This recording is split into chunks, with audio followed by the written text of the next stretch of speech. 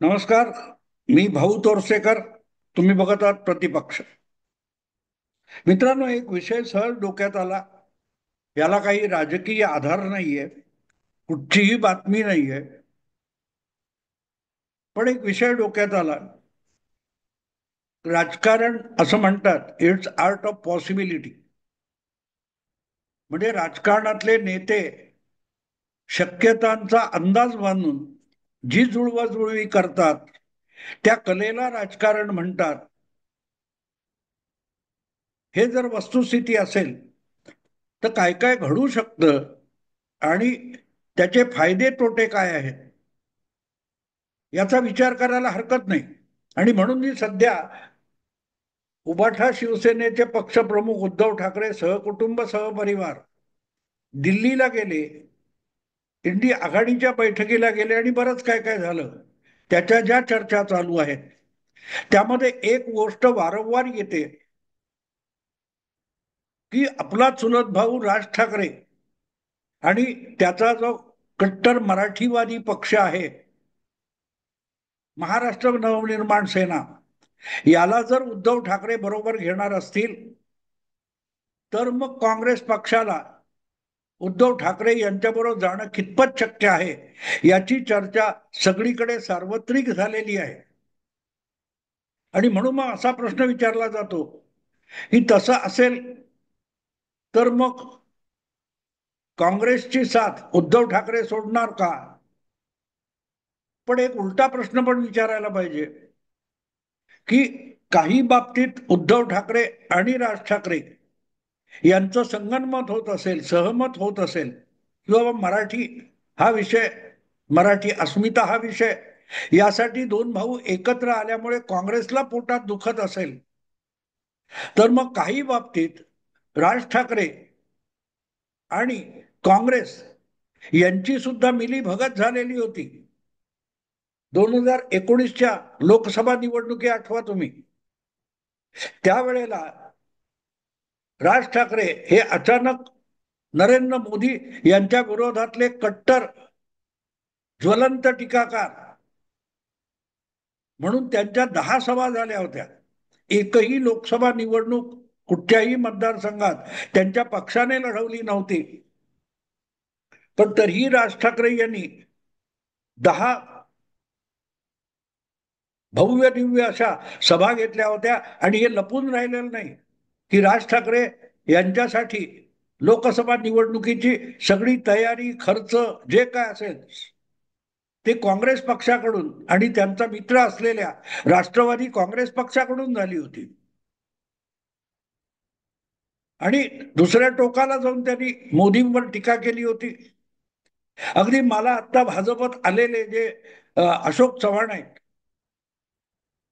यांच्यासाठी सुद्धा नांदेडमध्ये राज ठाकरे यांनी काँग्रेस उमेदवाराची बाजू मांडणारी एक सभा घेतली होती. आणि माझी स्मृती बरोबर असेल, स्मरणशक्ती बरोबर असेल, तर उत्तर मुंबईची निवडणूक लोकसभेची काँग्रेसच्या वतीने लढवणाऱ्या अभिनेत्री उर्मिला मातोंडकर यांच्यासाठी राज ठाकरे यांनी एखादी सभा घ्यावी अशी उर्मिला ताईंनी स्वतः इच्छा व्यक्त केली होती.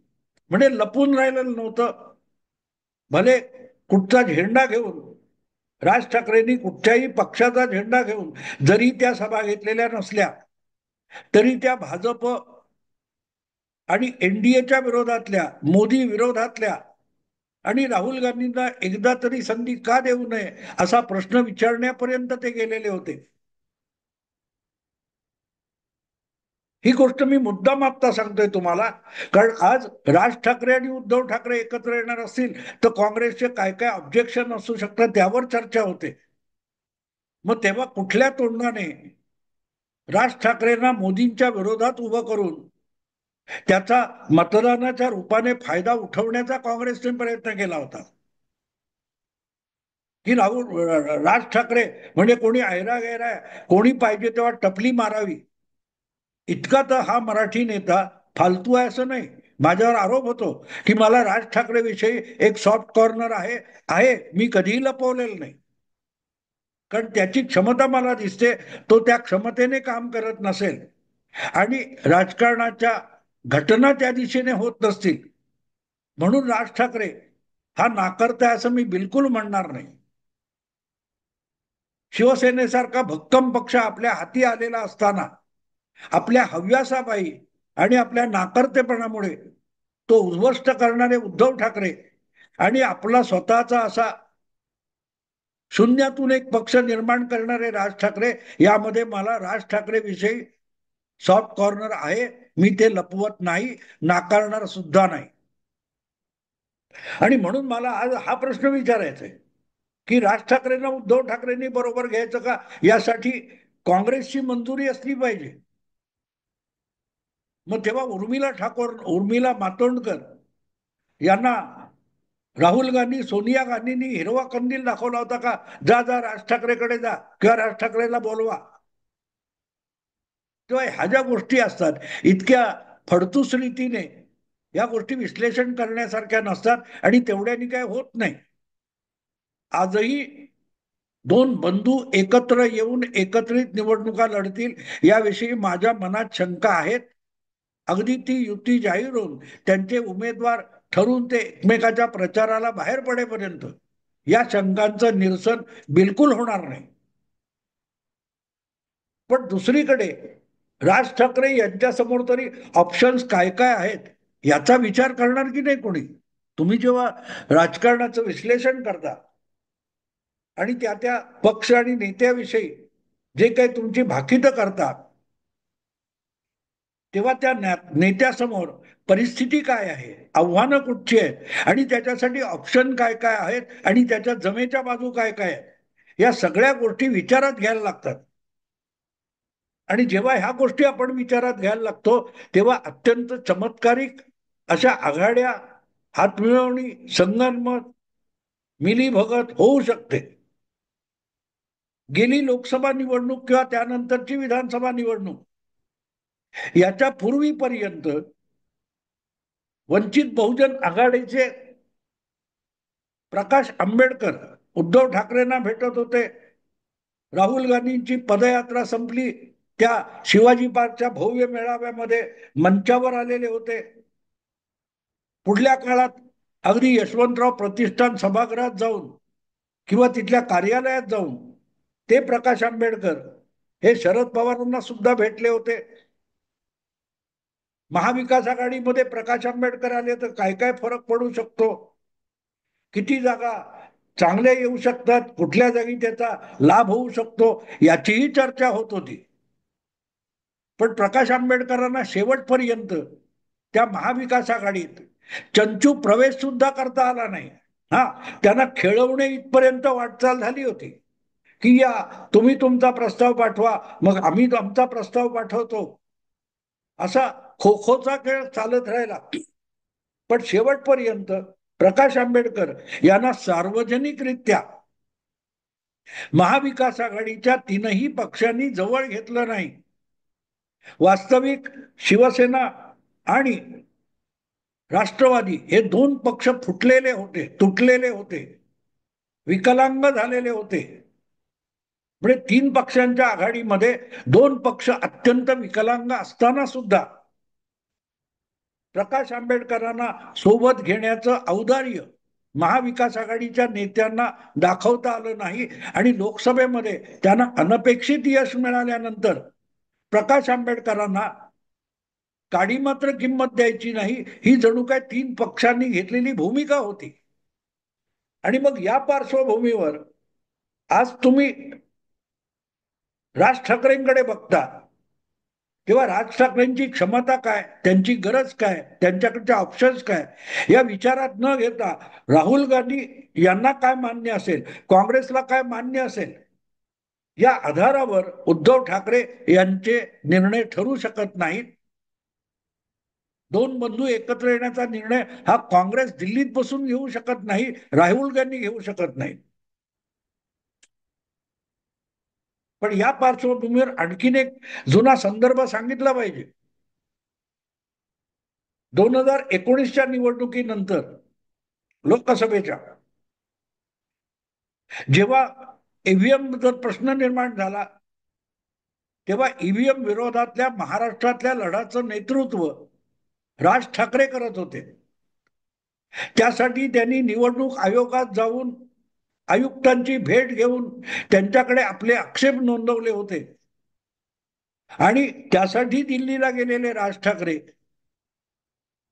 हे जाता जाता अगदी 10 जनपदला जाऊन सोनिया गांधींना सुद्धा भेटले होते. तेव्हा काँग्रेसला राज ठाकरे यांची अगदी ॲलर्जी आहे असं मानण्याचं बिलकुल कारण नाही. आणि आणखीन एक गोष्ट मला आठवते, 2019च्या लोकसभा निवडणुकीनंतरची. कुठच्याही परिस्थितीत ईव्हीएम वर निवडणूक होणार असेल तर ती निवडणूक घेतली जाऊ नये, आणि घेतली जाणार असेल तर त्याच्यामध्ये विरोधी पक्षांनी भाग घेऊ नये, इतकी टोकाची भूमिका राज ठाकरेंनी घेतली होती. आणि त्या विरोधाचं नेतृत्व खुद्द राज ठाकरे करत होते. त्यासाठी त्यांनी एक मला वाटते मुंबई मराठी पत्रकार संघामध्ये पत्रकार परिषद घेतली होती. त्यामध्ये त्यांच्या बाजूला काँग्रेसचे आणि राष्ट्रवादीचे भुजबळ आदी नेते बसलेले होते, काँग्रेसचेही नेते होते. आणि म्हणून मुद्दा असा आहे की अचानक राज ठाकरे या नावाविषयी काँग्रेसला ॲलर्जी आहे हे दाखवण्याचा जो काही उद्योग चालतोय तो एक तर अडाणीपणाचा आहे आणि एकतर्फी आहे. सवाल इतकाच आहे की राहुल गांधी आपला काँग्रेस आणि उद्धव ठाकरे यांच्यासोबत राज ठाकरे जाणार का, हा सुद्धा विषय आहे. त्या दोघांना भले काय काय म्हणायचं असेल, पण जायचं की नाही हा राज ठाकरे यांचा सुद्धा विषय आहे. आणि म्हणून 5 काय ते जुलैला 2 बंधू एका मंचावर आल्यानंतर सुद्धा हा विषय फक्त मराठी सक्तीच्या विरोधासाठी होता. तो कार्यक्रम म्हणजे मनसे आणि उबाठा यांची युती झाली असं समजू नका, त्यावर भाष्य करू नका, असा सज्जड दम राज ठाकरेंनी आपल्या सहकार्यांना भरला होता. हे सगळं लक्षात घेतलं तर मग फक्त उद्धव ठाकरे आणि राज ठाकरे यांच्या युतीचा विचार होण्याची गरज नाही. कदाचित उद्धव ठाकरे बाजूला पडतील आणि काँग्रेस आणि राज ठाकरे हे सुद्धा एकत्र येऊ शकतात, याचा विचार आपण का करणार नाही? याचा विचार का करणार नाही? मुंबई महापालिकेच्या निवडणुकीमध्ये नाही तर उरलेल्या सगळ्या निवडणुकांमध्ये सुद्धा राज ठाकरेंनी का जायचं नाही?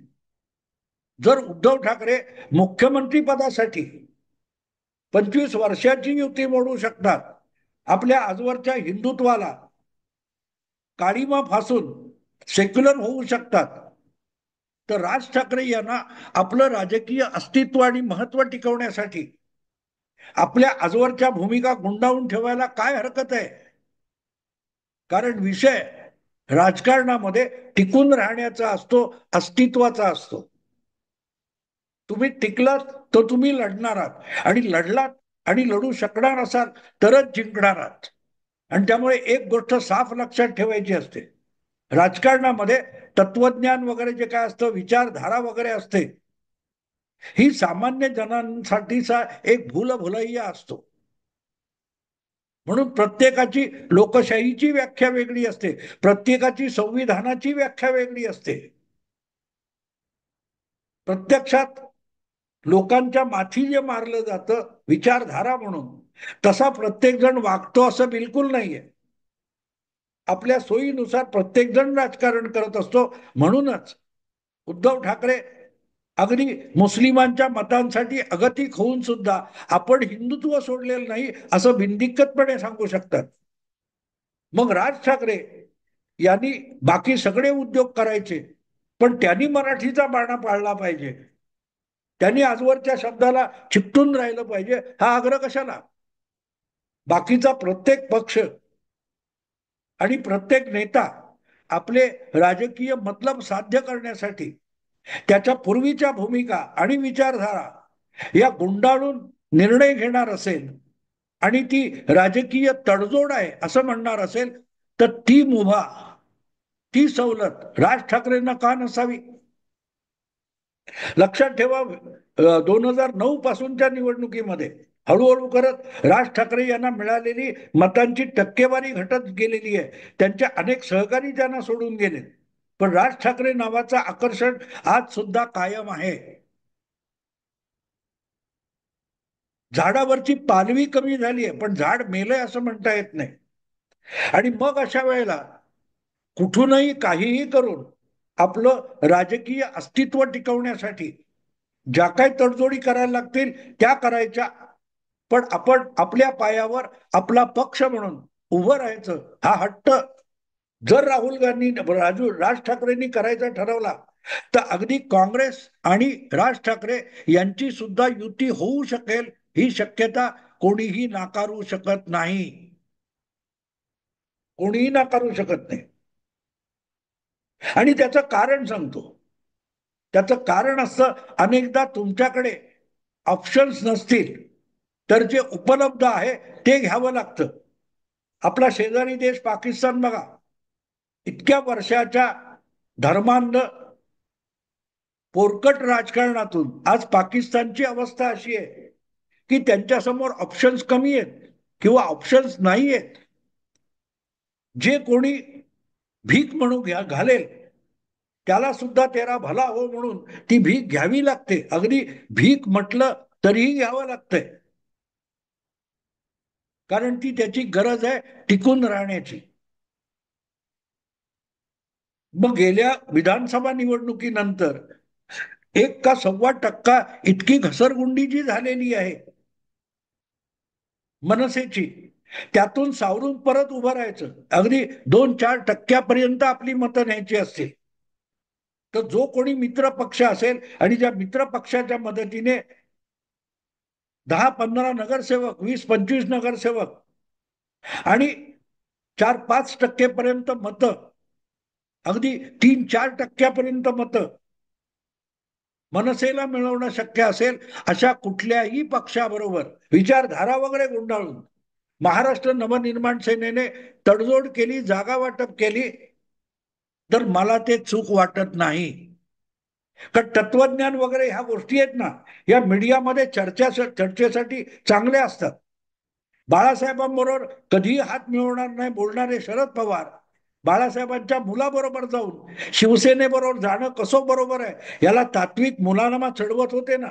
त्या तत्वज्ञानाच्या गप्पा कोणीही करू नयेत. आणि तत्वज्ञान किंवा विचारधारा किंवा भूमिका यांच्या बेड्या एकट्या राज ठाकरेच्या पायात अडकवता येणार नाही. भले उद्या काँग्रेस बरोबर राज ठाकरेंनी हात मिळवणी करायची ठरवली तर मी राज ठाकरेवर टीका सुद्धा करीन, पण त्याचा राजकीय निर्णय चुकीचा आहे असं मी म्हणणार नाही. कारण टिकण्यासाठी वाटेल त्या तडजोडी कराव्या लागतात. मी तुम्हाला यातलं एक मोठं उदाहरण सांगतो. 1980 मध्ये जेव्हा जनता पार्टीचं सरकार बोंबललं आणि मध्यावधी निवडणुका आल्या, जनता प्रयोग फसलेला होता. इंदिरा गांधींनी सुद्धा काँग्रेस पक्षामध्ये 2 तट पडलेले होते. इंदिरा काँग्रेस वेगळी आणि यशवंतराव वगैरेंची काँग्रेस वेगळी.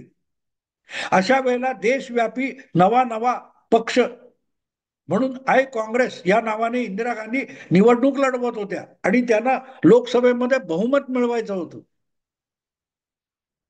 तेव्हा आपल्यासमोर टार्गेट काय आहे हे इंदिराजींच्या धूर्त राजकारणाला कळत होतं. म्हणून इंदिरा गांधींनी तमिळनाडूमध्ये जो डीएमके आणि अण्णा डीएमके असे 2 तट पडले होते, त्यातल्या अण्णा डीएमके म्हणजे एम.जी. रामचंद्रन यांच्याबरोबर हातमिळवणी केली आणि तमिळनाडूमध्ये मला वाटते 40 का 39 लोकसभेच्या जागा होत्या, त्यातल्या निम्म्या जागा मागितल्या. लोकसभेच्या निम्म्या जागा म्हणजे एम.जी. रामचंद्रन किंवा डीएमके बरोबर अण्णा डीएमके बरोबर हातमिळवणी म्हणजे 20 मधल्या 15-17 जागा नक्की येणार. पण त्या बदल्यात इंदिराजींनी तमिळनाडूतला काँग्रेस पक्ष जमीनदोस्त होऊ दिला. लोकसभेच्या 40 पैकी अर्ध्या जागा आणि विधानसभेत एम.जी. रामचंद्रन किंवा अण्णा द्रमुक ज्या देईल त्या 15-20 जागा विधानसभेच्या स्वीकारल्या. पुढे विधानसभेत काँग्रेस पक्ष नसला तरी चालेल, पण ज्या प्रकारे काँग्रेस सत्तेबाहेर दिल्लीत गेलेली आहे ती दिल्लीची देशाची सत्ता परत मिळवण्यासाठी इंदिराजींनी फक्त 20 जागा लोकसभेच्या घेतल्या, बदल्यात तमिळनाडूच्या विधानसभेतून काँग्रेस पक्ष संपायला देखील मोकळीक दिली. ही तडजोड असते मित्रांनो, ही तडजोड असते. पुढे हे दोन पक्ष एकत्र राहिले असं बिलकुल नाहीये, पण त्यावेळेला ते आवश्यक होतं. अगदी शिवाजी महाराजांनी सुद्धा कधी ह्या सुलतान कधी तो बादशाह यांच्याबरोबर हातमिळवणी करून तिसऱ्या कुठच्या तरी आपल्या शत्रूला संपवलेलं आहे. तेव्हा तत्वज्ञान विचारधारेच्या बेड्या पायात घालून व्यवहारी राजकारण करता येत नसेल आणि ही वस्तुस्थिती असेल, तर उद्या येऊ घातलेल्या महापालिका वगैरे निवडणुकांच्या मध्ये जर काँग्रेस बरोबर आपल्या पक्षाच्या पुनरुज्जीवनासाठी राज ठाकरे यांनी हात पुढे केला तर मला नवल वाटणार नाही. नवल वाटणार नाही. कारण हा मराठी अमराठी हिंदी विरोध हा विषय मुंबई आणि ठाण्यापुरता आहे. बाकीच्या महाराष्ट्रामध्ये हा विषयच नाहीये. पण जे राज ठाकरेंसारखं व्यक्तिमत्व सभा गाजवून टाकणं, बाजी मारणं हे आहे, ते जर काँग्रेस आणि त्यांच्यासोबत शरद पवारांचा राष्ट्रवादी गट यांच्यासोबत उभं असेल, तर उद्धव ठाकरे यांच्यापेक्षा वेगळं राहून काँग्रेसला आणि मनसेला एकमेकांचा फायदा येऊ मिळू शकतो आणि दोन्ही पक्षांना एक नवी पालवी फुटण्याच्या दृष्टीने एक पाऊल पुढे टाकलं जाऊ शकतं, ही शक्यता आहे. असं होईल किंवा होणार किंवा तसं काही माझ्याकडे खबर आहे असं बिलकुल नाही, पण ही एक शक्यता आहे आणि कदाचित ती उद्या यशस्वी झाली तर मला नवल वाटणार नाही. तुम्हीही नवल वाटून घेऊ नका, एवढंच सांगून थांबतो. आवडलं लाईक करा, शेअर करा आणि प्रतिपक्षाला सबस्क्राईब करा. नमस्कार.